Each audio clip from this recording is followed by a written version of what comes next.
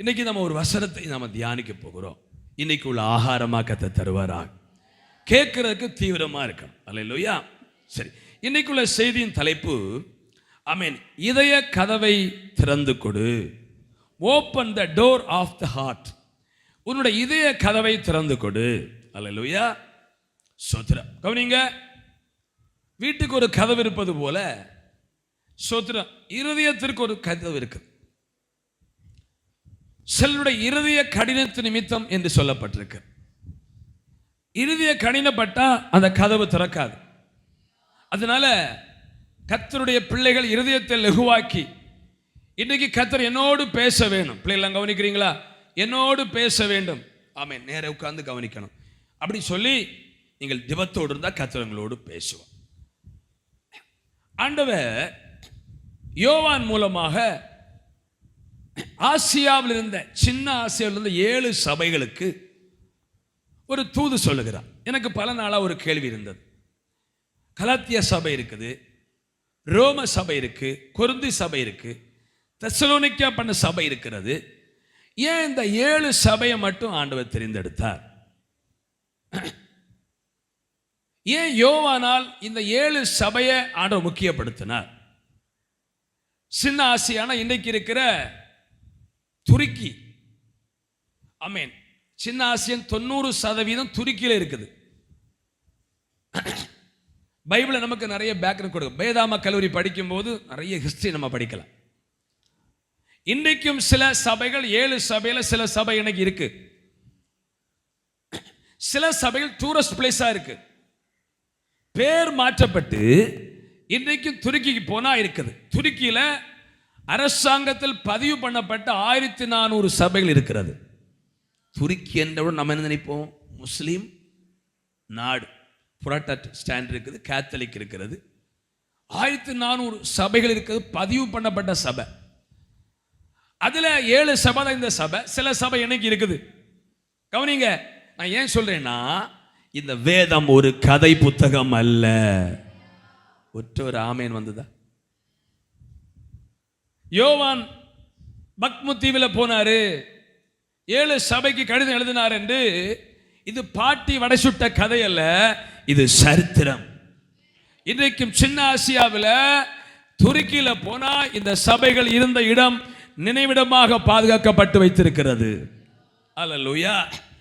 ஏன் ஆண்டவர் இந்த 7 சபைக்கு ஸ்பெஷலா தூது சொன்னார் அப்படின்னா, இந்த 7 சபைகளும் இந்த பக்மு தீவில் இருந்து 150, எபேசு சபை 120 கிலோமீட்டர் தூரத்தில் இருக்கிறது, வான்வழி. லவோதிக்கா சபை 220 கிலோமீட்டர் தொலைவில் இருக்கிறது. நீங்க பாத்தீங்கன்னா, ஏன் ஆண்டவர் 7 சபையை தெரிந்தெடுத்தார்னா, ஆண்டவர் சொல்றாரு 7 சபைக்கு நான் சொல்றதை எழுதி அனுப்புன்னு சொல்றார். இப்போ கவனிங்க, சில நேரங்களில் ஃபெடரேஷன்ல மீட்டிங் நடக்கும்போது சபைகளை தெரிந்து கொள்வாங்க. எதுக்குன்னா, எதுக்குப்பா, எந்த சபை பக்கம் பஸ் ஸ்டாண்ட் இருக்குது, மக்கள் வந்து பேசணும், எளிதாய் போவதற்கு. நீங்க பாத்தீங்கன்னா, ரோமர்களுடைய ஆட்சியில் அந்த இடம் இருந்தது, அந்த துருக்கி. இப்ப வேற மன்ன ஆள்றான். அப்போ அந்த லெட்டர் போஸ்ட் வரக்கூடிய அளவில் வரிசையா என்ன சொல்றது, நாகர்கோவில்ல என்ன சொல்றது, முக்கியமான இடத்துல தான் அப்பல்லோ மெடிக்கல்ஸ் வைப்பாங்க. பார்த்துருக்கிறீங்களா? எங்க இருக்கும்? அலைய மடத்தில் இருக்கும், அடுத்து இறைப்பொருள் இருக்கும், மார்த்தாண்டம் இருக்கும், நம்ம பள்ளியாடில் இருக்கு. இது போல அந்த 7 சபைகளும் வரிசையா இருந்த சபைகள். இது யோவான் இருந்த அந்த பக்மு தீவிலிருந்து சுமார் 200-150 கிலோமீட்டர் சபைகள். ஆகவே ஆண்டவர் இந்த 7 சபைகளை தெரிந்தெடுத்து அன்றைக்கு இருந்த ஊழியர்களுக்கு இதை அனுப்புகிறார். அல்லேலூயா. ஸ்தோத்திரம். எவ்வளவு ஆச்சரியமா இருக்கு. அப்ப வேதம் எவ்வளவு உண்மைன்னு பாருங்க. எத்தனை உண்மைன்னு ஏற்றுக்கொள்கிறீங்க? பைபிளை சுமந்து இந்த உண்மையான பைபிளுக்காக கர்த்தரை ஸ்தோத்திரம் பண்ணுகிறேன். இது கதையல்லப்பா, இது சரித்திரத்திற்காக கர்த்தரை கையை பைபிளை தூக்கி ஒரு அல்ல சொல்லுங்க பார்ப்போம். பைபிள் தூக்கம் போல இல்லையா? சில பெரிய பைபிளை கொண்டு வந்திருக்கிறீங்க. ஆமென். பிள்ளைகள் கைவிட உங்களை தூக்கி ஆண்ட சுமப்பார். இந்த வேதம் ஒவ்வொன்று உண்மை. இந்த சபையில் ஒரு சபை தான் லவோதிக்கா சபை. இந்த பக்மு தீவில் இன்றைக்கும் அந்த பக்மு தீவு இருக்கிறது. ஆமென். யோவான் அன்றைக்கு அனுப்பப்பட்ட காலம். உங்களுக்கு தெரிந்த சில தீவு சொல்லுங்க பார்ப்போம். அந்தமான் நிக்கோபார் தீவுகள், லட்சத்தீவுகள், மால்டோ தீவு, அடுத்து வேலை போறாங்களே சில ஆட்கள், மாலத்தீவு. அதுல போல ஒரு தீவு தான் இந்த பக்மு தீவு. இதுக்கு இப்போ என்ன பேருன்னா பத்மோஸ் அப்படி போட்டுரு. என்ன பேர் போட்டிருக்கு? தொடுவட்டியை மாத்தாண்டாக்குனது போல. என்ன பேரு? இது எனக்கு எல்லாம் தெரியும்னு சொல்லல, பைபிள் எவ்வளவு உண்மைன்னு பாருங்க. இந்த தீவு இப்போ கிரீஸ் நாட்டுடைய எத்தனை நாடு? என்ன நாடு? பைக்கில் போட கிரீஸ் இல்லை, கிரீஸ் ஒரு நாடு இருக்கு. எத்தனை தெரியும்? கிரீஸ் நாட்டுடைய அந்த எல்லையில் இருக்கு.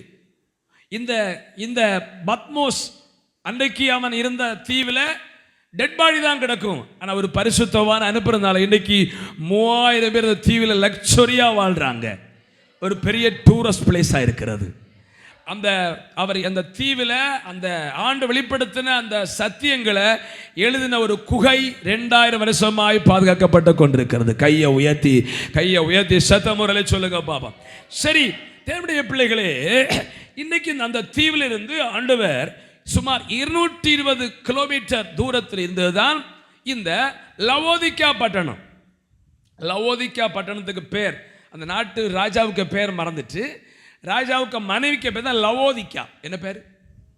சத்தமா சொல்லுங்க, கொஞ்சம் ஜீவனா சொல்லுங்க, ரிப்பீட் பண்ணுங்க. என்ன திக்கியா? லவோதிக்கா. அந்த மனைவியின் பேரை, மனைவிக்கு பேருக்கு கல்லறை கட்டி இருக்கல, கல்லறை தானே, கல்லறை தானே இதான் தாட்சி மகால். கட்டினது யாரு?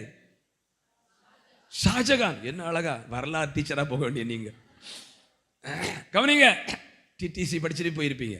கவனிங்க, ஷாஜகான் கட்டினார். இப்போ லவோதிக்கானா சோத்ரம் ஒரு ராஜாவோட மனைவிக்கு பேர், அவருக்கு பேர்ல பட்டணம் எழுதப்படும். அங்கிருந்த சபைக்கு பேர் தான், அந்த பேருக்கு பேரை வச்சுதான் சபைக்கு பேர். உள்ள சொல்லுங்க பாப்போம், சத்தமா சொல்லுங்க ஒரு அல்லேலூயா. எங்க அப்பா முன்ன மருதுகுச்சி வேலைக்கு போகும்போது, ஓய் முருங்கோலை, எங்க அப்பா பேர் என்ன? முருங்கோலைக்காரர் வாரார். சோத்திரம். நம்ம ஊர்ல ஒரு அம்மா பேர் உண்டு, அவங்க பேரு இருக்கவளையா, இளவளையா. இது போல அந்த லவோதிக்கா சபையில் அந்த இடத்துல இந்த சபைக்கு பேர் லவோதிக்கா சபை. இந்த சபைக்கு தான் ஒரு தூது, 7 சபைக்கு ஒவ்வொரு தூது சொல்றாரு. இந்த சபைக்கு தான் ஆண்டவர் ஒரு தூது சொல்றார். ஏன் இந்த 7 சபை ஆண்டவர் தெரிந்தெடுத்தாருன்னா, 7 சபைக்கு சொன்ன தூது முழு சபைகளுக்குமான தூது. அதாவது 10 கற்பனை முழு பைபிளும் அடங்குவது போல இந்த 7 சபைக்குள் முழு உலகத்துவ சபையும் அடங்கி போகிறது. நீங்க படிச்சீங்கன்னா ஒவ்வொரு சபையிலும் ஒவ்வொரு தப்பு. ஆதி அன்பை விட்ட சபை. என்ன சபை சொல்லுங்க? ஆதி அன்பை விட்ட சபை. சில சபை ஆதி அன்பை விட்டு விட்டது. அது மட்டுமல்ல, விக்கிரக இடை கொடுத்த சபை. கவனிங்க, தேவனை புறம்பாக்கின சபை. எல்லா சபையிலும் சொல்லாத ஒரு வார்த்தை தான் லவோதிக்கா சபையில ஆண்டவர் சொல்லுகிறார். கவனிங்க தேவனுடைய பிள்ளைகளே, கவனிங்க, இந்த லவோதிக்கா சபைக்குள்ள ஆமென் சோத்திரம் ஆண்டவருக்கு இடம் இல்லை. கையை உயர்த்துவர்களே சொல்லுங்க பாப்போம். எங்கிருந்து கதவை தட்டுறாரு? வாசற்படியிலிருந்து. அப்ப ஆண்டவர் எங்க இருக்கிறார்? பிள்ளைகள் சொல்லுங்க, லவோதிக்கா சபையில் எங்க இருக்கிறார்? சபைக்கு வெளியே. இன்னைக்கு வேத பண்ணி சொல்றாங்க, இந்த லவோதிக்கா சபையின் காலம்தான் இந்த காலம். அந்த கால சபையில வறுமை இருந்தது. ஓலை கெட்ட பணம் இல்லை, ட்ரம் வாங்க பணம் இல்லை, கொட்டு வாங்க பணம் இல்லை, பாய் வாங்க பணம் இல்லை. ஆனா சபைக்குள் பரிசுத்த தேவன் இருந்தார். இன்னைக்கு அழகான பெந்தேகோஸ்தே சபைகளும் பல கோடி முடக்கி கட்டி இருக்கிறாங்க.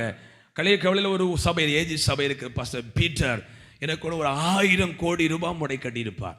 ஏசி ஃபிட் பண்ணவே எத்தனையோ லட்சம் ஆனது. ஆமென் சோதரம். ஆமென். அவ்வளோ பெரிய கட்டடம், 300 பேர் கோயர்ல பாட்டு பாடுறாங்க. நான் சபையை குற்றப்படுத்தல. அன்றை கால சபையில வறுமை, துன்பம், உபத்திரம் இருந்தது. ஆனா தேவன் சபைக்குள் இருந்தார். இந்த கால சபைக்குள்ள எல்லாம் இருக்கிறது. இருக்கிறது, கட்டடம் இருக்கிறது, பெரிய பெரிய ஸ்பீக்கர் இருக்கிறது. நம்ம தான் சிம்பிளான சவுண்ட்ஸ் வச்சிருக்கிறோம். ஆமென். சில சபைகள், நம்ம டிஸ்ட்ரிக்ட்ல ஒரு சபையில இந்த PA சிஸ்டம் 20 லட்சம் ரூபாய். ஹalleluya. உங்களுக்கு ஸ்டைல கேட்க ஹalleluya. இது இந்த அவுஜா சோத்ரா இங்க ஒண்ணு மட்டும் நல்லா இருக்கு. அது கேட்க டேஸ்டா இருக்கு. ஹalleluyaன்னு நான் கொஞ்சம் லைட்டா பாடினா அது ஹalleluya. அங்க போய் இருந்தா ஒரு தியேட்டருக்குள்ள இருந்த போல இருக்கும். இடி என்ன, தும் என்ன, சுரம் என்ன, 20 லட்சம் ரூபாய் செலவு பண்ணி அவன் தப்புன்னு சொல்லலை. இந்த காலத்து வேணும். ஒரு 1000 பேர் கூடும்போது ஆமாம் PA சிஸ்டம் அப்படி இருந்தா பேசுறவங்களுக்கு இந்த இதுக்கு மேலே 50,000 ரூபாய். ஆமாம். நம்முடைய டிஸ்ட்ரிக்டில் நம்முடைய தமிழ்நாடு ஒரு பாஸ்டர் இருக்கிறார். அவர் பேர் நான் சொல்லலை. சோத்திரம். நீ தொடர்ந்து மெசேஜ் படித்துட்டே இருப்பாங்க. ஒரு ஸ்பீக்கருக்கு மேலே 2.5 லட்சம் ரூபாய், இங்கே 2.5 லட்சம், 5 லட்சம் ரூபாய். பேசுனா தொண்டை தண்ணி வத்தாது. மணிக்கூர் கணக்கில் பேசிட்டு இருக்கலாம். என்ன சொல்றேன், நான் யாரையும் குறை சொல்லலை. அன்றை கால சபைக்குள்ள ஸ்பீக்கரே இல்லை. கவனிங்க, நம்ம ஆரம்பத்தில் எடுத்த ஸ்பீக்கர் 60 வால்ட். இன்னைக்கு 4 ஆம்பிளிவேர் 1000 வால்ட்ல இருக்கு. இது மட்டும் 1500 வால்ட். இது மட்டும் வச்சாலே இவடம் கிடுங்கும். 1500 வால்ட். அன்றைக்கு ஸ்பீக்கர் இல்லை. ஆனா சபைக்குள்ளே அபிஷேகம் இருந்தது. பாஸ்டருக்கு படித்த ஞானம் இல்லை. பாஸ்டர் அவங்களோட அப்பா எல்லாம் பனையறிட்டு இருந்தவர், 2ஆம் கிளாஸ் படிச்சவர். மெசேஜ் கொடுத்தா அப்படி இருக்கும். ஹalleluya.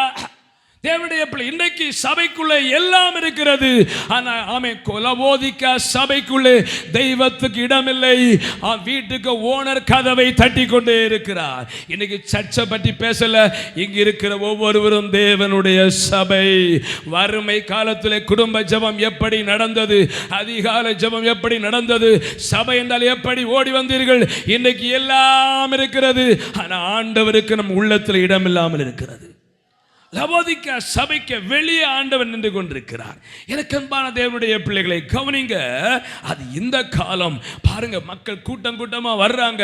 வரட்டும், தப்பில்லை. பெரிய பெரிய கட்டடங்கள். அது மட்டுமல்ல, நம்ம இங்க ஒரு லைட், எனக்கு முகம் தெரிய ஒரு லைட் வச்சிருக்கிறோம். வீடியோ எடுக்கும்போது அவன் கொஞ்சம் வெள்ளையா தெரிய.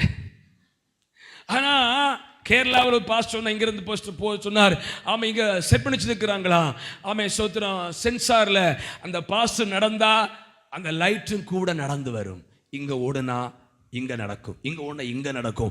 அது மட்டுமல்ல, பல வர்ண லைட் வச்சு டிஸ்கோ டான்ஸ் ஆடுறது போல இடையில கொசுவுக்கு புகையும் காட்டி புகை வச்சு பாருங்க. எல்லாம் ஓனா மாறி மாறி பழகிட்டாங்க. பலவித கலர். சோத்திர சில ஹோட்டல்ல போயிருந்தா இறைச்சி என்னன்னு தெரியாது அப்படின்னா ஒரு விதம் மங்கு லைட்டு போட்டிருப்பாங்க. அப்படிதான் பார்த்தீங்களா? அது ஒரு மாடல். முன்ன சிம்னி விளக்கில் இருந்த போல சாப்பிட்றோமா. இப்போ சில சபைக்குள்ள லைட் எல்லாம் ஆஃப் பண்ணி ஷூர் லைட்டு போட்டுட்டு இந்த ஃபோக்கஸ் லைட்டை வச்சு இந்த பாஸ்டருக்கு முகம் பிரகாசிக்கும். மக்களும் சோத்திரம் என்னெல்லாமோ செய்கிறாங்க. நான் ஏன் சொல்றேன்னா, இன்னைக்கு சபை கட்டடம் இருக்கிறது. ஆமை மக்கள் வருகிறார், எல்லாம் கார் பங்களா எல்லாம் இருக்கிறது. ஆனால் சபைக்குள்ளே ஆண்டவருக்கு இடமில்லை. இன்றைக்கு கர்த்தர் நம்மோடு பேசி கொண்டிருக்கிறார். நம் இருதயத்தில் ஆண்டவருக்கு இடம் உண்டோ? வாமே வாசர் படியில் என்று நம்ம 4 பகுதியை தியானிக்க போறோம். நேரம் போயிட்டு. 1, சோத்திரம், கதவை தட்டி திறக்காத ஒரு நபர். 2வது, கதவை தட்டும் போது லேட்டாய் திறந்த ஒரு நபர். தேவன் தட்டினவுடன் உடனே திறந்த 2 பேர். இதை நம்ம என்ன தியானிக்க. 1வது சோத்திரம். நியாயாதிபதிகள் 3ஆம் அதிகாரம் 25ஆம் வசனத்தை வாசிப்போம்.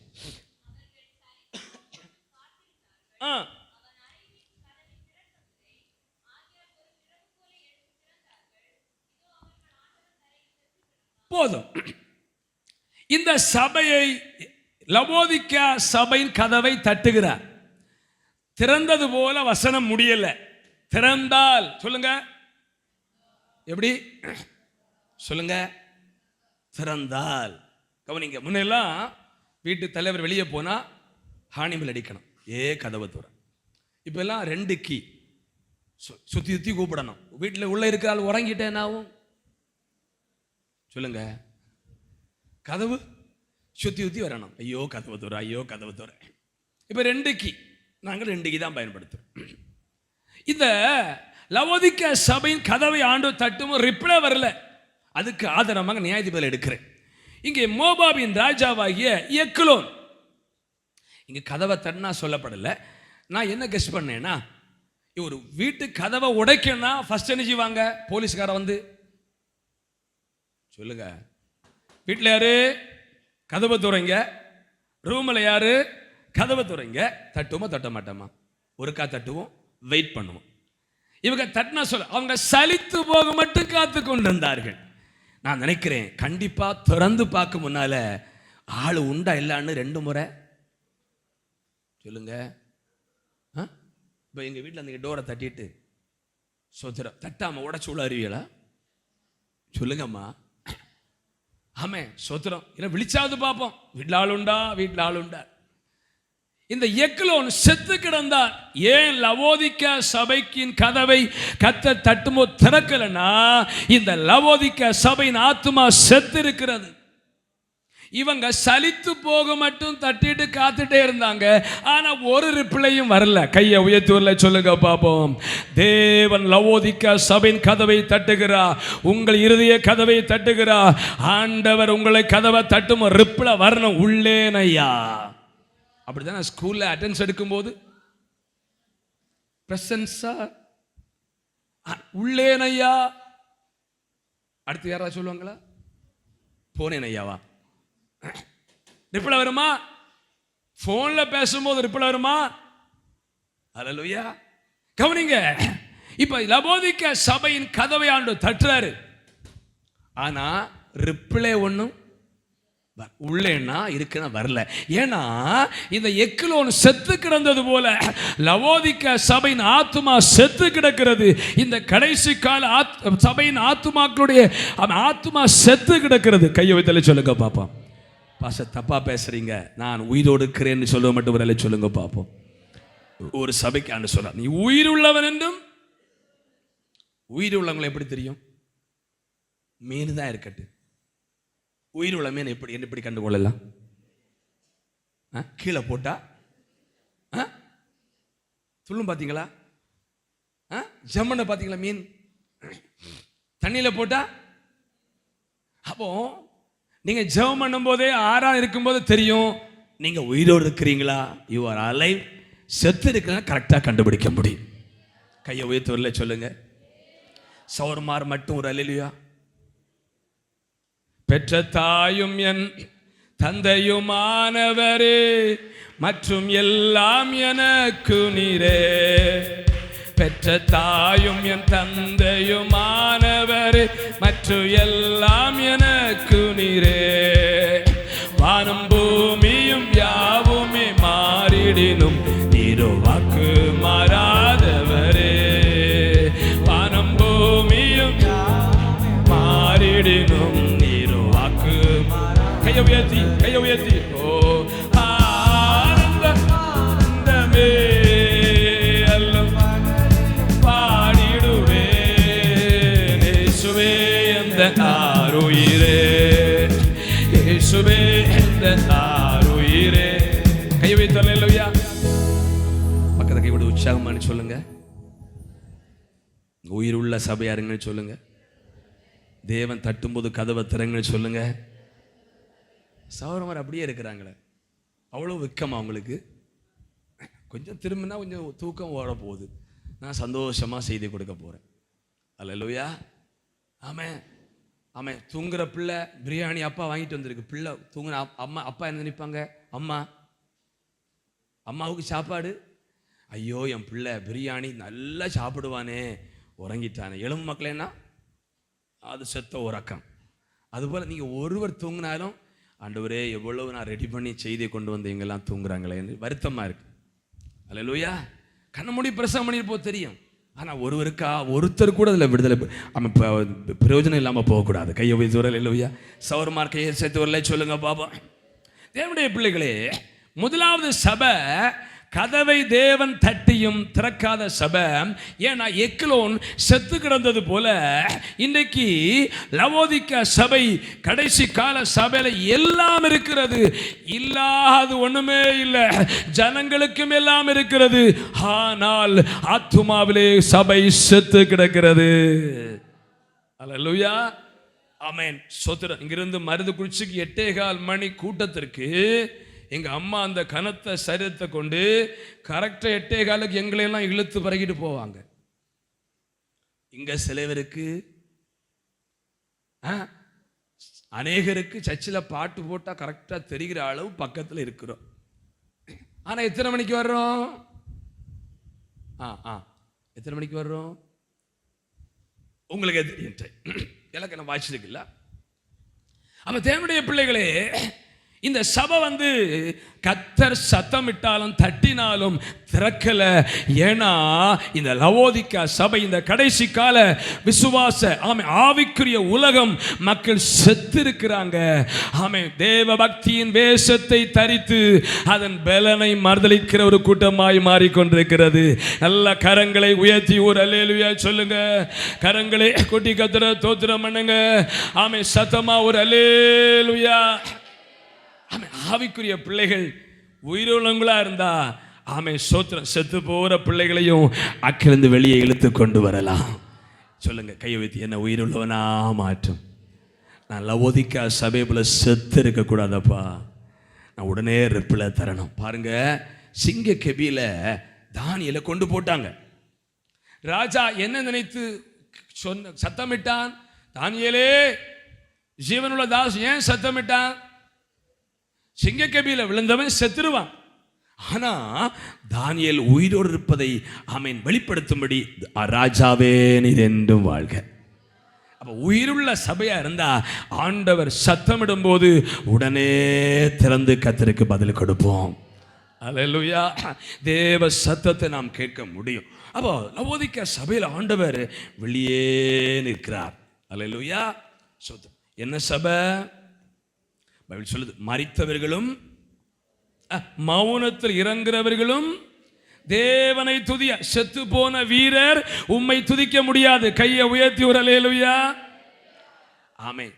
செத்த சிங்கத்தை பார்க்கிலும் உயிருள்ள நாய் வாசினா அதான் பெருசு. சிங்கம் தான் செத்து கிடக்கிறது, ஆனா நாய் உயிருள்ள நாயா இருந்தா 2 முறை லொல் லொல் லொல்னு சொல். அல்லேலூயா. சோத்ரா. கவனிங்க, அப்ப நம்ம செத்த விசுவாசியா இருப்பதை சொல்ல, நம்ம செத்த விசுவாசியா இருக்கக்கூடாது. உலகம் நம்ம நாயை போல பார்த்தாலும் உயிருள்ளவங்களா இருந்தா எஜமானுக்கு ஒரு பிரயோஜனம். அல்லேலூயா. எஜமானுக்கு ஒரு பிரயோஜனம் உண்டாகும். கவனிங்க, அப்போ நான் உயிருள்ள விசுவாசியா இருக்கணும். சரி, நமக்கு நிறைய பகுதி இருக்கிறதுனால மரித்தவர்கள் ஒன்றும் அறியார்கள். ஆமென், ஸ்தோத்திரா. இரண்டாவது, முதல் தலைப்பு என்ன சொன்னேன்? வீட்டு கதவை தட்டியும் திறக்காத ஒரு நபர் எக்லோன். இந்த லவோதிக்கா சபையும் திறக்கல, ஏன்னா எக்லோன் செத்து கிடந்தான், ஆத்மா செத்து. இரண்டாவது, உன்னத பாட்டு 5ஆம் அதிகாரம் 2ஆம் வசனத்தை வாசிப்போம். உன்னத பாட்டு 5.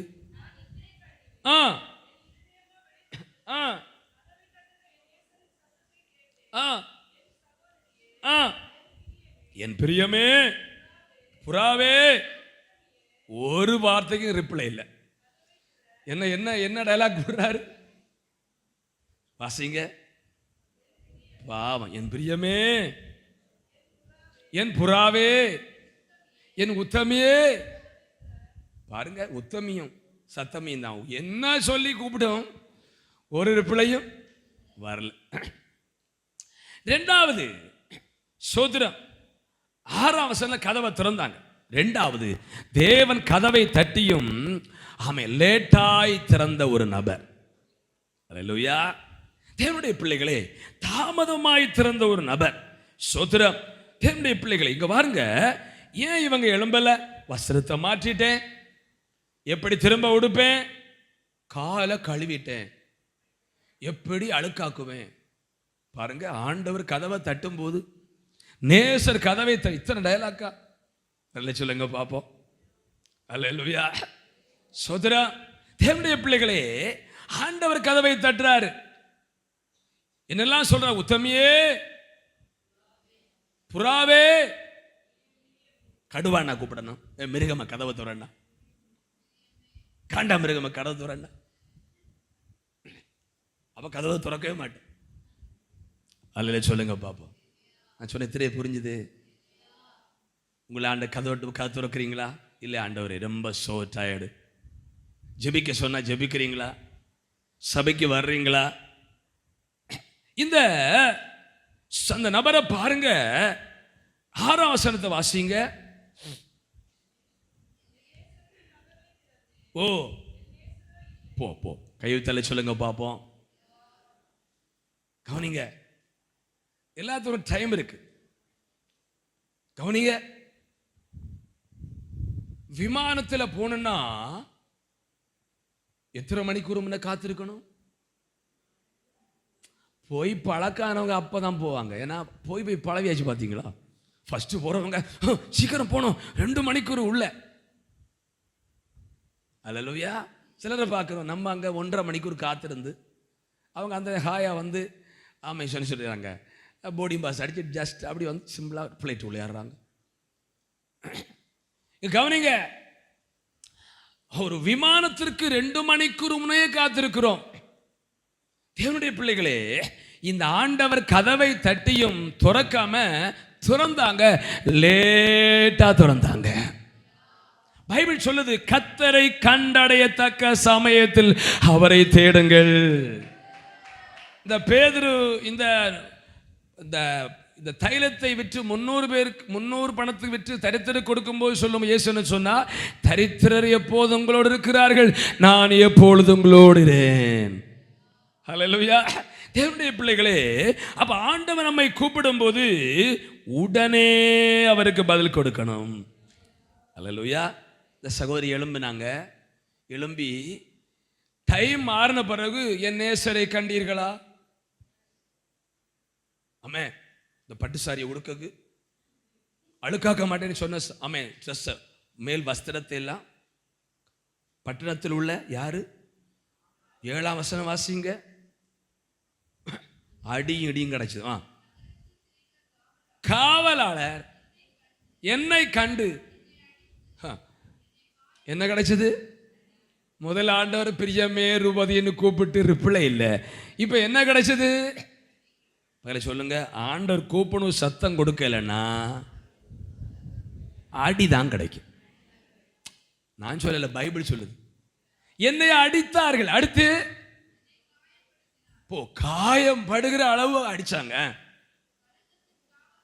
இந்த நபருக்கு தான் காலை எப்படி அழுக்காக்குவேன். இப்ப அடிபட்டு ரத்த காயம். அடுத்து காவல்காரர் போர்வையும் திருடி போட்டாங்க. எப்படி வஸ்திரத்தை அழக்காக்குவே? அப்போ சில சாக்கு போக்கு சொல்ற சபை, தேவனுடைய பிள்ளைகளை, இந்த சபை இத நபரை சுலமித்தியால குறி சொல்லி இருக்குது. ஒரு சபைக்கு ஒப்பும்படி சொல்றேன். இந்த 2வது சபை கர்த்தர் கூப்பிடும் போது ரிப்ளை கொடுக்குது, கதவை திறக்கிறாங்க. நம்ம லேட்டா கையை வைத்தலை சொல்லுங்க பாப்போம். ஆண்டவர் ஒரு நாளும் தாமதிப்பதில்லை. அவர் கூப்பிடும்போது உடனே செவி கொடுக்கணும். பைபிள் சொல்லியிருக்கு, உன்னை சந்திக்கும் காலத்தை நீ அறியாதபடினால். எல்லாம் கை வைத்தலை சொல்லுங்க, ஒரு அலையை சொல்லுங்க. இப்பொழுதே அனுக்கிரக காலம், இப்பொழுதே இரட்சணிய நாள். ஆமே, ஆதியாகமம் 6:3 சொல்லுது, என் ஆவி மனுஷனோடு என்றைக்கும் போராடுவதில்லை. நல்ல கரங்களை உயர்த்தி வரல சொல்லுங்க பாப்போம். நிறைய வசனம் இருக்கு. இந்த 2 பாயிண்ட் சொல்லணும். பார்த்தீங்களா? கவனிக்கிறீங்களா? அப்ப 2வது சபை யாரு? கதவை தட்டும்போது திறக்கிறாங்க, ரொம்ப லேட். ஒருவனை குறித்து ஆண்டவர் சொல்றாரு, நீ தாமதம் இல்லாமல் அவன் ஞானஸ்தானம் பெற்று உன் பாவம் நீங்க கழுவப்படு. அப்ப ஞானஸ்தானம் எடுக்க என்ன செய்யக்கூடாது? தாமதம் பண்ணக்கூடாது. பாருங்க, கதவை திறக்க தாமதமானதுனால காலை எப்படி அழுக்காக்குவேன்னு சொன்ன அவங்களுக்கு இரத்த காயம் உண்டானது. வஸ்திரத்தை எடுத்துட்டாங்க, தேசரை காண முடியவில்லை. கவனிங்க தேவனுடைய பிள்ளைகளே, நம்முடைய ஆண்டவரை எப்போதும் பார்க்கலாம்னு நினைக்க முடியாது. அவரை கண்டடையத்தக்க நேரத்தில் ஞானஸ்தானம் எடுக்க ஒரு சான்ஸை கொடுப்போம். பிள்ளை கவனிக்கிறீங்களா? அந்த சான்ஸில் ஞானஸ்தானம் எடுக்கணும். அதை தவற விட்டால் அடியும் இடிதான் கிடைக்கும். ரட்சிப்பின் வஸ்திரமும் போயிடும். கையை உயர்த்தி ஒரு அல்லேலூயா. எத்தனை பேர் சந்தோஷமா இருக்கிறீங்க? எத்தனை பேர் இந்த சபையாக நான் இருக்கக்கூடாது, நான் கர்த்தர் தட்டும்போது உடனே திறக்கணும். சரி, மூன்றாவது ஆமா, 2 பேர், ஒருவர் திறக்கல செத்த சபை, இன்னொரு திறந்தாங்க தாமதமாய் திறந்ததுனால நிறைய ப்ராப்ளம். இன்னைக்கு அநேகருடைய வாழ்க்கையில கர்த்தர் பேசும்போது உடனே கீழ்ப்படியாதபடியினால் நிறைய ப்ராப்ளம் இருக்கிறது. கையை உயர்த்துவல்ல சொல்லுங்க பாப்போம். இந்த யோனாவை பாருங்க, ஆண்டவர் எங்க போ சொன்னாரு, அவன் எங்க போனான்? அவன் நேரமே அங்க போயிருப்பி எவ்வளவு பிரச்சனை லாபமா இருக்கும், எவ்வளவு நஷ்டம் இருந்திருக்காது. அவன் வழி தப்பி போனபடியினால், கர்த்தர் சொன்ன இடத்திற்கு போக தாமதமானபடியினால கர்த்தர் சமுத்திரத்தில் ஒரு பெரிய காற்றை கட்டளையிட்டார். யாராவது கர்த்தர் ஞானஸ்தானம் எடுக்கிறதான தரிசனங்களை தந்து எச்சரிப்பை தந்து நீங்க இனி ஞானஸ்தானம் எடுக்கலாம், இன்னும் கொஞ்சம் தாண்டிட்டு சொல்லி இருக்கக்கூடாது. கர்த்தர் உங்களுக்கு சொன்ன நேரம் தகுதியான நேரம். நாளை என்பது நம்முடைய நாள் அல்ல. நாளைக்கு ஞானஸ்தானம் எடுக்கலாம், அது நம்முடைய நாளல்ல. கர்த்தர் சொன்ன வார்த்தைக்கு உடனே கீழ்ப்படிய வேண்டும், லேட்டாகவே கூடாது. அல்லேலூயா. இந்த சபையாக நான் இருக்கக்கூடாதுன்னு ஒரு அல்லே சொல்லுங்க பார்ப்போம். ஆண்டவரே, கர்த்தருடைய காரியத்தில் நான் தாமதமாக கூடாது, அந்த நேரத்தை எழும்பி பதில் கொடுக்கணும், எனக்கு கிருபை தாரும். ஆராதனைக்கு தாமதமாக கூடாது. கை வைத்துங்க பார்ப்போம். இப்போ வசனம் வரும்போது சொல்லிதான் ஆகணும். ஆராதனைக்கு லேட்டா வந்து என்னாச்சு? அடியும் இடியும் தான் கிடைச்சு. நேசர அவர் போய்விட்டார். ஆராதனைக்கு லேட் ஆகக்கூடாது. கை வைத்தல சொல்லுங்க பாப்போம். ஆராதனைக்கு லேட் ஆகக்கூடாது. சோத்திரம், இரவு ஜெபம் இருக்கு, உபவாச ஜெபம் இருக்கு, லேட் ஆகக்கூடாது. கர்த்தருடைய காரியங்களிலே தாமதமாக கூடாது.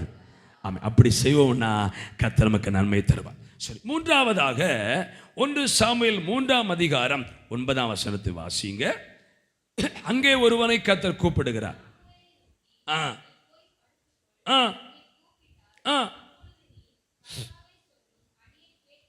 சரி, மூன்றாவதாக தேவன் தட்டின போது திறந்த இந்த சாமுவேல்.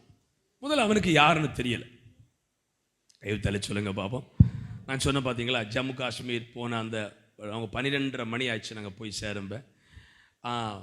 அந்த ஊரில் போய் அந்த பாஸ்டங்களுக்கு அந்த ரூமை ரெடி பண்ணி தரும்போது, அவங்க வீட்டில் ஒரு ரூமை ரெடி பண்ணி தரும்போது எங்களுக்கு 3 பேருக்கும் அவர் போகும்போது வாகனத்தில் சொன்னார், இதில் ஒரு 10ஆம் வீடு தாண்டி தான் 6 கிலோமீட்டர் தான் பாகிஸ்தான் பார்டர். எங்கள் வீட்டுக்கு மேலே ஏவுகணைலாம் போய் சொன்னார். பார்த்தா ஒரு தீவிரவாதி வந்து உட்கார்ந்து துப்பாக்கியை காட்டி 2 நாள் சமைச்சு போடாக்கி பிறகு அந்த வீட்டுக்கால சுட்டு கொண்டுட்டு போனான் அப்படி சொன்னார். பிறகு சொன்னார், நாங்கள் ஃப்ரெண்டு ரூம், அவங்களுக்கு பேக் ரூம், யாராவது ராத்திரி கதவை தட்டினா துறக்கப்படா. நமக்கு ஏற்கனவே தீவிரவாதிகளை கண்டு பயம், போயவும் செய்யாச்சு பிளேட் யாரி போகும்போது எனக்கு டோர் பக்கம் பயங்கர சூடு, கூலர் தான் அந்த வீட்டில் உண்டு, ஜன்னல் திறந்துருக்கு, எனக்கு அன்னை உறக்கமே வரல. யாராவது தட்டினால் அப்போ கேட்ட ஏன்னு சில தீவிரவாதி ராத்திரி ரோந்து விடுவான், எழும்பி அன்னடான்னு கேட்டால் ஷூட் பண்ணிடுவான், உறக்கமே. நான் கேட்டேன், பாஸ்டர் ஜன்னலில் பூட்டலாமா அப்படின்னு. பூட்டக்கூடாதுன்னு சொல்லி பிறகு போய் பழகிட்டு. அப்போ சாமுவேலுக்கு முதல்ல யார் கூப்பிடுறான்னு தெரியல. தேவனுடைய சத்தம் என்று புரிந்து விடவன் சொல்லும், கர்த்தாவே அடியேன் கேட்கிறேன். தேவனுடைய பிள்ளைகளை ஆண்டவருடைய சத்தம் அறிஞ்ச உடனே திறக்கணும், லேட் ஆகக்கூடாது. சொல்லும் கர்த்தாவே அடியேன் கேட்கிறேன். ஆண்டுடைய சத்தம் தேவன் கதவை தட்டும் போது, ஜெபிக்க உங்களை தூண்டி எழுப்பும் போது, ஆலயம் ஓடி வர சொல்லும் போது, ஞானம் சடக்க சொல்லும் போது, உடனே இருதய கதவை திறந்து கீழ்ப்படிந்தால் இந்த சாமுவேலு கர்த்தர் அங்கே ஆலயத்தில் இருக்கிற தீர்க்கனாகிய ஏலிக்கு சொல்லாத காரியங்களை கர்த்தர் அவனுக்கு சொல்லி கொடுத்தார். அல்லேலூயா. என்ன சொன்னா தெரியுமா? நான் செய்யவும் முடிக்கவும் தொடங்கினேன். சொப்பனமெல்லாம் ஏலின் குடும்பத்திற்கு நியாய தீர்ப்பை வர பண்ண போகிறேன். இதெல்லாம் கேட்க கேட்க இந்த சாமுவேலுக்கு பயம் உண்டாகிறது. அவன் காலமே எழும்பி ஏலி கேட்கிறான், மகனே ஒன்று மறைக்காமல் சொல்லு, கர்த்தர் உனக்கு என்ன சொன்னார்? ஆண்டவர் இப்படி இப்படி சொன்னார். நான் இதுக்கு ஒரு தலைப்பு கொடுக்கிறேன். ஆண்டவர் கூப்பிடும் போது உடனே திறக்கிற, ஆண்டவருக்கு ரெஸ்பான்ஸ் பண்ற சபையாய் ஒரு விசுவாசியாய் இருப்பீர்களானால், தரிசனம் தந்தால் உடனே கீழ்ப்படியணும். தேவ தரிசனத்திற்கு அவர் சத்தம் கேட்ட கதவை திறப்பீங்கன்னா ஆமென் ஆமென் ஆமென். யாருக்கும் தெரியாத பல ரகசியங்களை உங்களுக்கு சொல்லி தருவார். ஆமென். ஒருத்தரும் சொல்லல. உங்கள் குடும்பங்களை குறித்து ரகசியத்தை சொல்லி தருவார். நம்முடைய தேசத்தை குறித்து கர்த்தர் ரகசியத்தை சொல்லி தருவார். எத்தனை பேர் விரும்புறீங்க? அவங்க மட்டும் கையை கொட்டி கர்த்தரை ஸ்தோத்திரம் பண்ணுங்க. ஹல்லேலூயா. ஆமென். பெரிய காரியங்களை ஆண்டவர் இவனை சொல்லி கொடுத்தார். ஒரு வசனம் நான் படிக்கிறேன். 2 சாமுவேல் 7:19 வாசிங்க. 2 சாமுவேல் 7:19.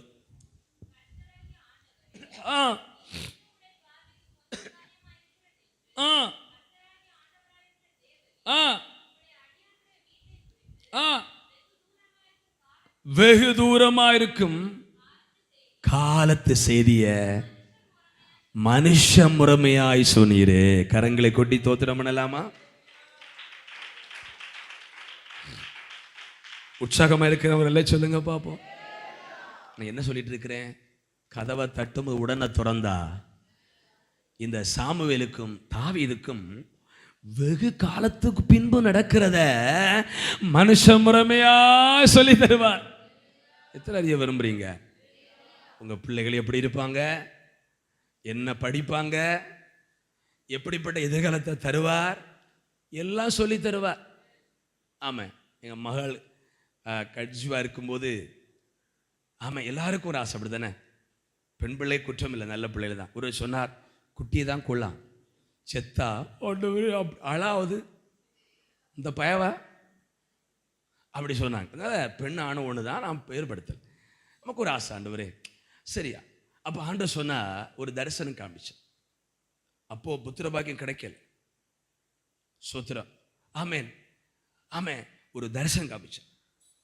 என் மருமகளுடைய பைக்கு ஃப்ரெண்டில் கண்ட சொல்ல இருக்க முடியுமா? வெகு காலத்துக்கு முன்பு மகள் கன்சீவ் ஆகும் முன்னாலேயே நான் வீட்டில் சொல்லிட்டேன், நம்ம கர்த்தர் ஒரு மகளை பேத்தியை தர போகிறாரு. ஆமாம். என்ன 6 மாதத்துல யாராவது கேட்டாங்களே, ஆம்பளையும் கேட்டாங்களே, மகளுக்கு பிள்ளை இருக்கா? அப்பா நினச்சேன், 8-9 வருஷமாக குழந்தை இல்லாதவங்க எப்படி தான் தாங்குறாங்களோ, போராடெல்லாம் கேட்பாங்க. அப்போ ஒரு பயம். ஏன்னா இது இப்போ பெரிய குறையா இருக்கு பார்த்தீங்களா? ஏசப்பா அப்படி ஜெபிக்கும் போது அப்படி ஒரு தரிசனம் தந்தார். இதுதான் தாவீது கொடுத்தார். ஹல்லேலூயா. மகளுடைய காரியங்களை கர்த்தர் ஒரு தரிசனம் தந்தார். அதான் தாவீது சொல்றாரு, கர்த்தர் தட்டும் போது உடனே திறந்தால் வெகு காலத்துக்கு பின்பு நடக்கிறத மனுஷ முறைமையா சொல்லி தருவார். ஹல்லேலூயா. மறுமறு புல்லட் பைக் இருக்கு. அந்த புல்லட் பைக்கில் சோத்திரா ஒரு பிள்ளை, குட்டி பிள்ளை. ஆமாம், கூலிங் கிளாஸ் சில பிள்ளைகள் பார்த்தீங்களா? அப்போ பைக்கில் அதை போல் வச்சுட்டு பந்தாவை யாரும் உட்கார்ந்துருக்கிறா. நான் ஒய்ஃபிட்ட சொன்னேன், கன்சீவ் ஆகும் முன்னாலேயே நம்மளுக்கு கர்த்தர் பேத்தியை தர போகிறாரு. ஸ்கேன் ரிப்போர்ட் சொல்லி தரல, வினோத்தில் சொல்லி தர மாட்டாங்க, குற்றம். ஆனால் கர்த்தர் சொல்லி தந்தார், அவன் ஒரு பேத்தியை தர போகிறேன். நான் தமாஷ் பேசலை. ஆண்டவர் கூப்பிடும் போது திறந்தால் நம்முடைய பிள்ளைகளுடைய A to Z, உங்க பேர பிள்ளைகள் எப்படி இருப்பா என்பதை கூட ஆண்டவர் மனுஷ முறைமையாக சொல்லி தருவார். ஆனா ஒரு கண்டிஷன், கர்த்தர் கதவை தட்டும் போது அவர் சத்தத்துக்கு உடனே செவி கொடுக்கணும். எந்த விதமான மறுப்பும் தெரிவிக்காமல் சொல்லும், கர்த்தாவே அடியேன் கேட்கிறேன். அதனாலதான் யோசேப்புக்கு எகிப்திலே வரக்கூடிய பஞ்சத்தை யோசேப்புக்கு ஆண்டவர் சொல்லி கொடுத்தா. ஏன்னா யோசேப்பு பொறுத்த வரையில கர்த்தர் கொடுக்கிற சொப்பனத்தை, தரிசனத்தை, இருதய கதவை திறந்து ஏற்றுக்கொள்கிறவன். எனக்கன்பார்ந்த பிள்ளைகளே, அவன் மூணாவதாக கதவை உடனே திறந்தால் உங்களுக்கு வெகு காலத்துக்கு பின்பு நடக்கிறத எது வரைய விரும்புறீங்க? அவங்க மட்டும் கவித்துங்க பார்ப்போம். ஜோசியக்காரங்க நிற்கிறீங்களா? நல்ல காலம் இருக்கு, டும் டும் டும். அப்படி கிடையாது. உங்களுக்கு என்னெல்லாம் நடக்கும் என்பதை, வெகு காலத்துக்கு நடக்க போறத மனுஷ முறைமையா சொல்லி தருவா. ஏன்னா நாங்க புரிய என்ன சொல்லி தந்தீங்களா, சொன்னாங்களா, புரிஞ்சு ஏற்று புரிஞ்சுட்டா, அது போல சொல்லித்தர. பிள்ளைகள் நீங்களை அறியணுமா? நீங்க எப்படி இருப்பீங்க, உங்க எதிர்காலம் எப்படி இருக்கும் அறியணுமா? ஜோசியன்ட்ட போண்டா. ஆமே, உங்களுடைய ஜாதகம் இல்லைன்னு நினைக்கிறேன், இருந்தாலும் கிழிச்சு போட்டுருங்க. ஜாதகத்தை கொண்டு கேட்கண்டா. சோத்ரா. ஆமென். மந்திரவாதியை நம்பண்டா. சோத்ரா. ஆனா இயேசுவை நம்பி பாருங்க. ஆமென். தாவீதுக்கு என்ன சொன்ன தெரியுமா? உனக்கு ஒரு குமாரன் பிறப்பான், சாலோமன், அவனை கொண்டு தேசத்தை கட்டுவேன், அவன் நான் பிரியமா இருப்பேன் என்று கர்த்தர் சொன்னார். நான் என்ன சொல்றேன்னா, ஆவிக்குரிய கிறிஸ்தவர்களாகிய நமக்கு இந்த ஆவிக்குரிய அனுபவங்கள் நம்முடைய இணைக்கப்பட்டா கிறிஸ்தவ வாழ்க்கை பாடு துன்பம் வந்தாலும் கசக்கவே கசக்காது. நான் சொல்ல தெரியும், புரியுது? யாரு கசக்கன்னா, பாம்போல வந்து உள்ள காணிக்கை போட்டு ஒன்று மேலே பார்த்தா வானம், கீழே பார்த்தா பூமி, கண்ணை மூணா இருட்டு, வேற ஒன்றும் தெரியல ஆண்டு உள்ளவங்களுக்கு. ஜெபம்னா கசக்கும், உபவாச ஜெபம்னா கசக்கும், அவன் டெய்லி ப்ரேயர்னா கசக்கும், அவன் ஞாயிற்றுக்கிழமை கூட்டம்னா கசக்கும். இதில் ஜெபம் பண்ணி அற்புதத்தை கண்டவர்களுக்கு எப்பொழுது நான் தேவ சந்தில் வந்து நிற்பேன். எப்படா உபவாச ஜெபம் வரும், எப்போ சாயங்காலம் பிரேயர் வரும், எப்போ சண்டே மீட்டிங் வரும், எப்போ ஆலயத்திற்கு போகலாம்? நான் சொன்ன புரிஞ்ச மட்டும் வரல சொல்லுங்க பாப்போம். பிரதர்ஸ், நான் சொன்ன புரிஞ்சுதா உங்களுக்கு? இந்த அனுபவம் வந்துட்டா நம்ம எப்படி இருப்போம் எல்லாம் ஆண்டவர் தாவீதுக்கு சொல்லி கொடுத்தா. சரியா, முடிக்கிறேன், நேரம் 19 ஆயிற்று. ரெண்டாவதாக லூக்கா, நாலாவதாக லூக்கா 19:5. லூக்கா 19:5. சீக்கிரம் முடிக்கிறேன், படிங்க. அவனை கண்டு சகைவே ஒரு சொல்லுங்க பாப்போம். அவனுடைய ஹார்ட்டை திறந்தான். இன்னொரு இடத்துல 100க்கு அதிபதி எடுத்த சொல்றார், நான் வந்து உன் வேலைக்காரனை. அப்ப என்ன சொன்னா? தட்டும்போது துறக்க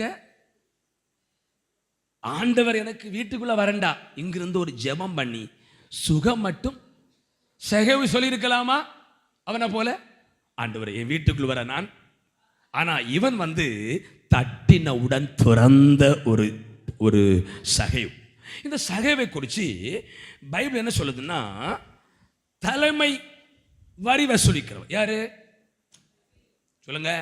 நம்ம வீட்டுக்கு சகோதரிமார் வரி வாங்க வர்றாங்கல்ல, அவங்க தலைமை அல்ல, ஈவோர் திருப்பா. ஈவோ அப்படிதானே? அவர்தான் தலைமை. அதுக்கு மேல தலைமை அதிகாரி தான் யாரு? அது மட்டுமல்ல, இந்த சகேவு வந்து ஒரு பெரிய பணக்காரன் கூட. யாரு கூட?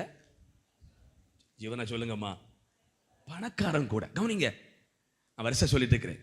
நாலாவது, ஆண்டவர் தட்டின உடனே திறந்ததுனால இவனை குறிச்சு ஊர் சொல்லுது, பாவி, கள்ளமா வரி வசூலிக்கிறவன். கையை தலை சொல்லுங்க பாப்போம். எப்படி வசூலிக்கிறவன் சொல்லுங்க? அநியாயமா வரி 10 ரூபாய், அப்படித்தானே? கரத்துக்கு 100 ரூபாய் வாங்குற ஆளு.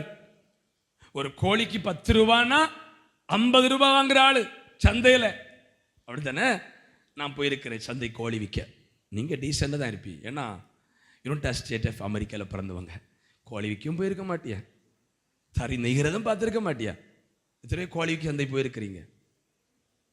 பாட்டிமா பார்த்தீங்களா? அப்போ போகும்போது இந்த வரி வசூலிக்க நிற்பாங்க. அது சில பாட்டிமார் 10 கோழி அடைச்சி வச்சுட்டு மக்கா 8 கோழின்னு சொல்லுவாங்க. அப்போ அந்த டாக்ஸ் கலெக்டர் வந்து அந்த கடவத்தை பிடிச்சி கீழே இழுத்து போட்டு, கலவி கள்ளமா சொல்கிறேன் எண்ணிப்பாரு அப்படின்னு கண்டிப்பாக அன்னைக்குள்ள கோழி வேலை அப்படி குறைவுதுன்னு வாங்குவாங்க. இதே போல ஒரு ஆள் தான் யாரு? சகேவு. இவன் பாவியாக மனுஷன். பாருங்க, இவன் உடனே கதவை திறந்ததுனால இயேசு சொன்னார், இந்த வீட்டுக்கு இன்னைக்கு ரட்சிப்பு வந்தது. சிம்பிள் வார்த்தையா, இவ்வளவு பெரிதான ரட்சிப்புன்னு பைபிள் சொல்லுது. ரட்சிப்பது கர்த்தருடைய வேலை. ஒரு சொல்லுங்க பார்ப்போம். பிரதர், சகோதரிகள், உங்களை கர்த்தர் ரட்சித்திருக்கிறான்னா அதை பெருசா நினைங்க. மதுபான பழக்கத்தில் உங்களை மீட்டு கொண்டாருன்னா பெருசா நினைங்க. எத்தனை மனநல மருத்துவமனைக்கு, குடி போதை மறுவாழ் மருத்துவமனைக்கு போயும் டேப்லெட் சாப்பிட்டும் குடிச்சு திரும்ப ரத்த சாகுறாங்க தெரியுமா? ஆனா ஒரு மருந்து மாத்திரை இல்லாம என் தெய்வம் உங்களை பாவத்தை ரட்சித்திருக்கிறாரு. அது பெருசா நினைக்கணும். ஒன்றாவது, இவன் உடனே திறந்ததுனால, கவனிங்களா, இவன் திறந்ததுனால இவனுக்கு என்ன கிடைச்சது? கதவை தட்டும் போது உடனே திறந்தா உங்க வீட்டுக்குள்ள ரட்சிப்பு வந்துடும். யார் நீர் அப்படி கேட்க கூடாது. கர்த்தருடைய கதவை திறந்த உங்களுக்கு ரட்சிப்பு கிடைக்கும். ரெண்டாவது சொல்லி முடிக்கிறேன். அந்த காலத்தில் ஒரு பெருமை இருந்து. என்ன பெருமைன்னா, ஆமென் ஸ்தோத்திரம், நான் ஆபிரகாமின் சன்னதி சொன்னாங்க பாத்தீங்களா? நாங்கள் ஆபிரகாமின் பிள்ளைகள் என்று வீணாக சொல்லிக்கொள்ள எண்ணாதிருங்கள், இந்த கல்லுகளினாலே. இஸ்ரவேலுக்கு ஒரு பெருமை, ஐ ஆம் தி ஜெனரேஷன் ஆபிரகாம். நாங்க ஆபிரகாமுக்கு சொல்லுங்க யாரு? நாங்க தமிழடன், நான் தமிழன்டா, நாங்க தமிழ்காரங்க. பெருமை பார்த்தீங்கன்னா மலையாளிடா. அது போல யார் சந்ததி? ஒரு பெரிய பெருமை இருந்தது. இவன் அதுக்கு உட்படாதவன். இவன் கதவை உடனே திறந்ததுனால இயேசு என்ன சொன்னாரு? இவனும் ஆபிரகாமுக்கு குமாரனா இருக்கு. ஆபிரகாமுக்கு பிள்ளைன்னா அவ்வளவு பெரிய சந்தோஷம், அப்படித்தானே? இப்ப விஜய் இருக்கிறார், அவங்க பையனுக்கு எவ்வளவு கெத்து இருக்கும். எங்க அப்பா சிஎம் விஜய், அப்படிதானே? எங்க போனாலும் பேசாத, முதலமைச்சருக்கு மகனாக்கு எவ்வளவு பெரிய பெருமை இருக்கா. அந்த பெருமை பிரதர் சகோதரர் உதயநிதி சார் இருக்கிறது. அது இப்போ போச்சு. இப்போ விஜய்க்கு வந்திருக்கு. அவரு யாரு முதலமைச்சருக்கு. நீங்க ஒரு மாதிரி கேட்டிருக்கிறீங்க. இதை விட கௌரவமாக்கும் ஆபிரகாமன் பிள்ளை என்றால் நமக்கு கிறிஸ்தவனால புரியாது. இஸ்ரவேல்னா இருந்திருப்பி அப்படியே காலரை தூக்கி விட்டு சொல்லுவான், நான் யார் தெரியுமா? ஆபிரகாமின் சந்ததி. ஏன்னா ஆபிரகாம் பெரிய ஒரு ஐஸ்வர்யவான், விசுவாச தகப்பன். அந்த கிருபை யாருக்கு கிடைத்தது? அதனாலதான் ஏசப்பா சொல்றாரு, லாசருவை ஆபிரகாமின் பிள்ளைன்னு சொல்வதே பெருமைனா. ஆபிரகாம் மடியில உட்கார்ந்து, அல்லேலூயா. ஆபிரகாமின் மடி என்பதை பரதேசிக்கு ஆண்டு பேர் போட்டார், ஆபிரகாமின் மடி. ஆபிரகாம் எத்தனை மடியில் வச்சிருப்பா? 2 பேர பிள்ளையே பாட்டிக்கு தலைக்க மேல ஏறி குண்டக மண்டக பாட்டி விழுது. யோபோ போல 20 பேர பிள்ளை இருந்தா என்ன ஆகும்? தாங்க முடியுமா? ஒன்று தோளையரும் தலைக்கு ஏறும். அப்படியல்ல பரதேச சொல்லப்பட்டிருக்கிறது. எழுமிந்திருப்போமா? 4வது, கர்த்தர் தட்டும் போது உடனே திறந்தால் உங்களுக்கு ரட்சிப்புடனே வரும். அடுத்தபடியாக ஒரு பெரிய கனம், நீங்கள் ஆபிரகாமின் பிள்ளைகள் மட்டுமல்ல, தேவனுடைய. எழுமிந்திருப்போமா? Thank you Lord. ஹல்லேலூயா.